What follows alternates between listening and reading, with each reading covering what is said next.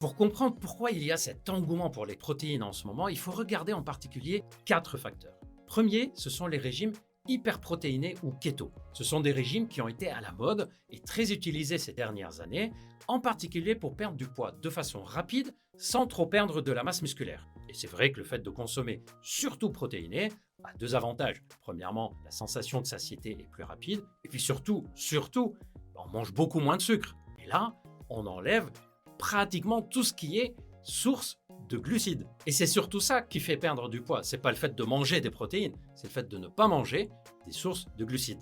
Il faut dire que ça marche. Chez certaines personnes même, ça marche très bien. Chez d'autres personnes, c'est insupportable comme régime, mais ce n'est pas un miracle non plus. D'ailleurs, dès qu'on va réintroduire les sucres dans l'alimentation, on risque de reprendre du poids et donc gare à l'effet yo-yo qui, lui, est très néfaste au long terme. Le deuxième facteur qui explique cet engouement, c'est l'influence du fitness et du bodybuilding. C'est vrai que de nos jours, il y a un engouement pour le sport et en particulier le fitness et c'est une très bonne chose. C'est très très bien d'avoir des influenceuses et des influenceurs qui nous poussent à faire du sport et qui nous poussent à avoir le culte d'être en bonne santé. Et cette influence est souvent associée à l'utilisation de protéines.